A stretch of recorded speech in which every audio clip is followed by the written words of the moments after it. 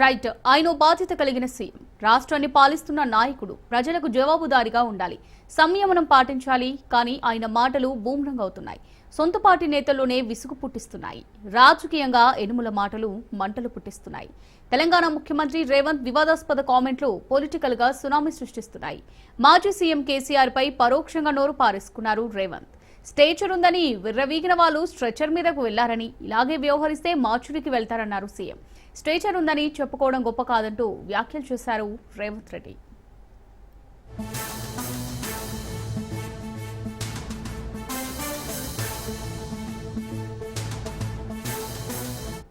Stretcher ఉందని కొంతమంది మా స్ట్రెచర్ పెద్దదని ఇంత ఉంది. మా ఎమ్మెల్యేలు చెప్పేసిన స్ట్రెచర్ నేను స్ట్రెచర్ మీద కొట్టి స్ట్రెచర్ మీద నుంచి మార్చరికి పోతాడు రేపు పొద్దుగాల.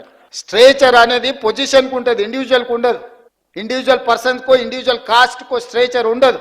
ఎమ్మెల్యేకి స్ట్రెచర్ ఉంటుంది, ప్రభుత్వ ఉద్యోగికి స్ట్రెచర్ ఉంటుంది, ఎమ్మెల్యేకి స్ట్రెచర్ ఉంటుంది, ఎంపీకి స్ట్రెచర్ ఉంటుంది, ఎమ్మెల్సీకి స్ట్రెచర్ ఉంటుంది, మంత్రికి స్ట్రెచర్ ఉంటుంది, ముఖ్యమంత్రికి ఉంటుంది, గవర్నర్కి ఉంటుంది, ప్రధానమంత్రికి ఉంటుంది, రాష్ట్రపతికి ఉంటుంది. ఆ కుర్చీకి స్ట్రెచర్ ఉంటుంది. మీరు మాకు స్ట్రెచర్ ఉందని అనుకుంటే ఆ స్ట్రెచర్ ఉందని విర్రవీగితే స్ట్రెచర్ మీదకి పంపించరు. ఇట్లే చేస్తే ఆ తర్వాత మార్చరికి పోతారు. అది కూడా గుర్తు పెట్టుకోవాలి. నాకేదో పెద్ద స్ట్రెచర్ ఉందని కొంతమంది మా స్ట్రెచర్. తెలంగాణ సీఎం రేవంత్ వ్యాఖ్యలపై గులాబీ లీడర్లు పగ్గుమంటున్నారు. రేవంత్ కు కౌంటర్ ఇచ్చారు మాజీ మంత్రి హరీష్ రావు. ప్రతిపక్షాల మరణం కోరుకోవడం నీచబుద్దన్నారు. రేవంత్ ఉన్మాదిలా మాట్లాడుతున్నారని మండిపడ్డారు హరీష్ రావు. తన చేతకానితనాన్ని ప్రజలకు ఆపాదిస్తున్నారని ఆయన ఫైర్ అయ్యారు. రేవంత్ రెడ్డికి రాజకీయ పరిపక్వత లేదంటూ ఘాటు వ్యాఖ్యలు చేశారు తన్నీరు. అందుకే నిజాన్ని కాకుండా నిందలను నమ్ముకుంటున్నారన్నారు. ఇప్పటికైనా సీఎం చిల్లర వేషాలు మానుకోవాలని సూచించారు హరీష్. సీఎం రేవంత్ పై మాజీ మంత్రి కేటీఆర్ తీవ్ర ఆగ్రహం వ్యక్తం చేశారు. ఆయన త్వరగా మెంటల్ ఆసుపత్రికి తీసుకెళ్లాలని రేవంత్ కుటుంబ సభ్యులకు సూచించారు. రేవంత్ వైఖరి వల్ల చుట్టుపక్కల వాళ్ళకి ప్రమాదమన్నారు కేటీఆర్. ముఖ్యమంత్రి నోటికి అడ్డు అదుపు లేకుండా పోతోందన్నారు.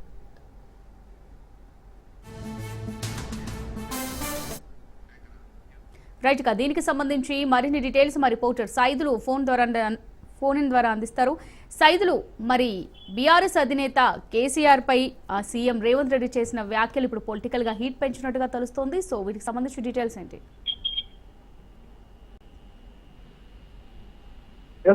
అమూల్య, సీఎం రేవంత్ రెడ్డి అనేక సార్లు ఇటు బీఆర్ఎస్ అధినేత కేసీఆర్ పైన అనుచిత వ్యాఖ్యలు చేస్తూ వస్తున్నారు. దీనిపైన బీఆర్ఎస్ పార్టీ శ్రేణులందరూ కూడా మండిపడుతున్నారు. ముఖ్యంగా BRS party working president KTR తో పాటుగా హరీష్ రావు తీవ్ర స్థాయిలో రేవంత్ రెడ్డి చేసిన వ్యాఖ్యల పట్ల మండిపడ్డారు. ఆయన చేసిన వ్యాఖ్యలు అంటే ముఖ్యంగా ఇటు అనేక సార్లు కేసీఆర్ ని ఇష్టానుసారంగా దూషిస్తున్నారని ఈ రోజు జరిగినటువంటి ఒక సభలో కూడా స్ట్రక్చర్ పైన ప్రస్తానుకున్నారు. తర్వాత అంటే మనం అనుకుంటున్న వ్యాఖ్యలు కూడా అతను అంటున్నారు అనమాట. సో ఆ విధంగా అనుచిత వ్యాఖ్యలు పట్ల ఇటు బీఆర్ఎస్ పార్టీ శ్రేణులందరూ కూడా మండిపడుతున్నారు. సీఎం రేవంత్ రెడ్డి ముఖ్యమంత్రి స్థాయిని దిగదార్చుకుని మరి ఇలాంటి వ్యాఖ్యలు పదే పదే చేస్తున్నట్టే ఇది సిగ్గుచేటుగా భావించాలి. తెలంగాణ సమాజం మొత్తం కూడా గమనిస్తూనే ఉంది. సీఎం రేవంత్ రెడ్డి మొత్తం స్థాయిని దిగదార్చుకుంటే అంటే ఆయన ముఖ్యమంత్రిని కూడా మర్చిపోయి కంప్లీట్ గా ఆయన ఒక రౌడీ వీధిలా ఇలాంటి వ్యాఖ్యలు అంటే బయట సమాజం ఎలానైతే మాట్లాడుకుంటారో సో అలాంటి వ్యాఖ్యలే ఇటు ప్రతిపక్ష నేత మాజీ ముఖ్యమంత్రి కేసీఆర్ తెలంగాణ రాష్ట్రాన్ని సాధించినటువంటి నేత ఆయన. సో ఆయన గౌరవించాల్సింది పోయి రాజకీయంగా వ్యాఖ్యలు చేయొచ్చు కానీ అన్పార్లమెంటరీ ఓట్స్ పదే పదే రేవంత్ రెడ్డి మాట్లాడడం అది మంచి పద్ధతి కాదు అని చెప్పేసి కూడా మొత్తం రాష్ట్ర వ్యాప్తంగా కూడా చాలా మంది రేవంత్ రెడ్డి చేసిన వ్యాఖ్యల పట్ల మండిపడుతున్నారు. ముఖ్యంగా ఇటు కేటీఆర్ గానీ అదేవిధంగా హరీష్ రావు గానీ మిగిలిన బీఆర్ఎస్ పార్టీ శ్రేణులందరూ కూడా చేసిన వ్యాఖ్యలు ఏదైతే ఉన్నాయో ఆ వ్యాఖ్యలు ఎందుకంటే గతంలో అనేక సార్లు కూడా కేసీఆర్ ఇష్టానుసారంగా తిడుతూ అంటే కాంగ్రెస్ పార్టీ 15 నెలల పాలనలో ప్రజలకు ఇచ్చినటువంటి హామీలు అమలు చేయకుండా పదే పదే ఇటు ఒక వ్యతిరేకత కారణంగా కాంగ్రెస్ పార్టీపై ప్రజల్లో వ్యతిరేకత కారణంగా పూర్తిగా రేవంత్ రెడ్డి ఇటు బీఆర్ఎస్ పార్టీని దూషించడమే సరిపోతుంది, పరిపాలన పైన దృష్టి సారించడం లేదు రేవంత్ రెడ్డి. సో ఇటు ప్రజల నుంచి కూడా తీవ్ర వ్యతిరేకత వస్తుంది. కాంగ్రెస్ పార్టీ నాయకుల్ని ఊళ్ళల్లో తిరిగే ఛాన్స్ కూడా లేదు, ఊళ్ళల్లో ప్రజలు కొట్టే పరిస్థితి వచ్చింది కాబట్టి ఆయన ఫ్రస్ట్రేషన్ లో ఉన్నాడు. ఇంకోటి ఈ మధ్య కాలంలో చూసాం ఎమ్మెల్యే కోట ఎమ్మెల్సీకి సంబంధించి తన సన్నిహితుడు ఎవరైతే ఉంటారో నరేంద్ర రెడ్డి కూడా టికెట్ ఇప్పించుకోలేకపోయారు. రాహుల్ గాంధీ కూడా ఆయనకు అపాయింట్మెంట్ ఇవ్వడం లేదు. ఢిల్లీ పోయి వస్తున్నారు తప్ప ఇప్పటికీ 37-38 సార్లు ఢిల్లీ పోయారు తప్ప రాష్ట్రానికి ఉపయోగపడే పనులు ఏది కూడా చేయలేకపోతున్నారు కాబట్టి సో ఫ్రస్ట్రేషన్ లో ఆయన ఇప్పుడు పడినప్పుడు ఇష్టానుసారంగా కేసీఆర్ ని బీఆర్ఎస్ పార్టీని తిట్టడమే సరిపోతుందని చెప్పేసి కూడా తీవ్ర స్థాయిలో ఆయన చేసిన వ్యాఖ్యల పట్ల బీఆర్ఎస్ పార్టీ శ్రేణులు మండిపడుతున్నారు.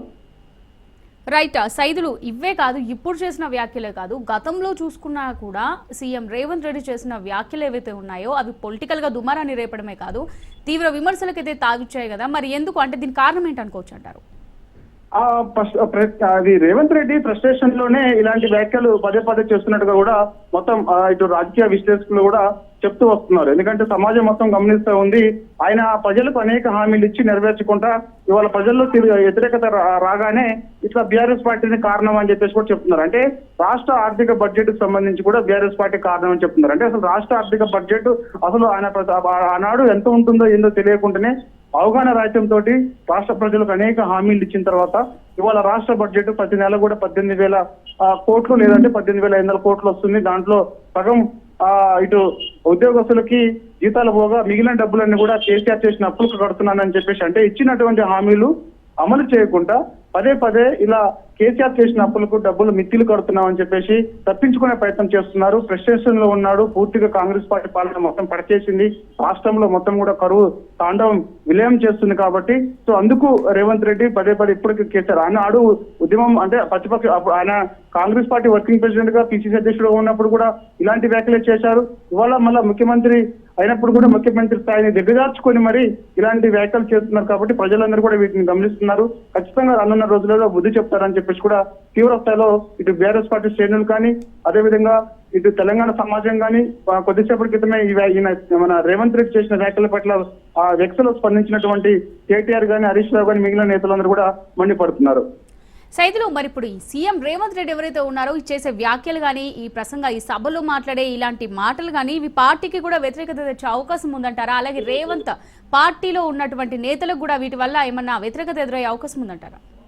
ఖచ్చితంగా. ఎందుకంటే పార్టీలో కూడా ఇదే చర్చకు వచ్చింది. అనేక సార్లు మనం ఇచ్చినటువంటి హామీలు నెరవేర్చకుండా ఇటు బీఆర్ఎస్ పార్టీని కేసీఆర్ ని తిట్టుకుంటూ పోతే రాష్ట్ర ప్రజలకు కూడా అన్ని తెలిసిపోతున్నాయి. కాబట్టి ఇప్పటికైనా సరే ఇటు మనము బీఆర్ఎస్ పార్టీ పైన అనుచిత వ్యాఖ్యలు అన్పార్లమెంటరీ ఓట్స్ చేయకుండా మనం పరిపాలన పైన దృష్టి పెడితే బాగుంటుందని చెప్పేసి కూడా ఇటు కాంగ్రెస్ పార్టీ శ్రేణుల్లో కూడా కాంగ్రెస్ పార్టీ నాయకులు కూడా ఇదే చర్చించుకుంటున్నారు అని తెలుస్తుంది. దానిలో భాగంగా చూసాం మనం ఈ మధ్య కాలంలో కూడా రాహుల్ గాంధీ ఇటు రేవంత్ రెడ్డికి అపాయింట్మెంట్ కూడా ఇవ్వడం లేదని చెప్పేసి కూడా చెప్తున్నటువంటి పరిస్థితి కనిపిస్తుంది. ఎందుకంటే ఈ మధ్య కాలంలో కూడా ఆయన ఆదాని తోటి ఫోటో దిగడము 100 కోట్ల రూపాయలు స్కిల్ యూనివర్సిటీ కోసము తీసుకున్నానని చెప్పడము, తర్వాత తీవ్ర స్థాయిలో మొత్తం దేశవ్యాప్తంగా కూడా ఆయన పైన రాహుల్ గాంధీ ఏమో ఒకవైపు ఆదాని వద్దంటారు, రేవంత్ రెడ్డి ఏమో ఆదాని ముద్దు అంటారని చెప్పేసి మొత్తం చర్చనీయాంశంగా మారడంతో రిటర్న్ ఇచ్చారు. సో ఇలాంటి అంశాలన్నీ కూడా తెరపైకి వస్తుండడంతో ఫ్రస్ట్రేషన్ లోనే ఇటు రేవంత్ రెడ్డి కూడా ఇలాంటి వ్యాఖ్యలు చేస్తూ బీఆర్ఎస్ పార్టీని తిట్టడమే సరిపోతుంది తప్ప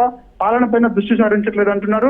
సో ఇలా ఉండడం వల్ల పార్టీకి కూడా తీవ్ర నష్టం కలుగుతుంది అంటున్నారు. అంటే రానున్న రోజుల్లో కాంగ్రెస్ పార్టీ పైన ఇప్పటికే వ్యతిరేకుతున్నారు కాబట్టి పదే పదే బీఆర్ఎస్ పార్టీని దూషించినా కేసీఆర్ ని దూషించినా కూడా పార్టీ ఇంకా నష్టపోయే అవకాశం ఉన్నట్టుగా కూడా రాజకీయ వర్గాల్లో జోరుగా చర్చ జరుగుతుంది. Right, thanks for the update Saidulu.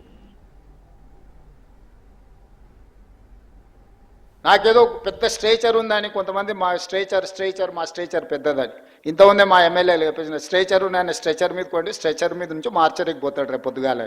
స్ట్రేచర్ అనేది పొజిషన్కు ఉంటుంది, ఇండివిజువల్కి ఉండదు. ఇండివిజువల్ పర్సన్కో ఇండివిజువల్ కాస్ట్కో స్ట్రేచర్ ఉండదు. ఎమ్మెల్యేకి స్ట్రేచర్ ఉంటుంది, ప్రభుత్వ ఉద్యోగికి స్ట్రేచర్ ఉంటుంది, ఎమ్మెల్యేకి స్ట్రేచర్ ఉంటుంది, ఎంపీకి స్ట్రేచర్ ఉంటుంది, ఎమ్మెల్సీకి స్ట్రేచర్ ఉంటుంది, మంత్రికి స్ట్రేచర్ ఉంటుంది, ముఖ్యమంత్రికి ఉంటుంది, గవర్నర్కి ఉంటుంది, ప్రధానమంత్రికి ఉంటుంది, రాష్ట్రపతికి ఉంటుంది. ఆ కుర్చీకి స్ట్రేచర్ ఉంటుంది. మీరు మాకు స్ట్రేచర్ ఉందని అనుకుంటే ఆ స్ట్రేచర్ ఉందని విర్రవీగితే స్ట్రెచర్ మీదకి పంపించరు. ఇట్లే చేస్తే ఆ తర్వాత మార్చరికి పోతారు. అది కూడా గుర్తుపెట్టుకోవాలి.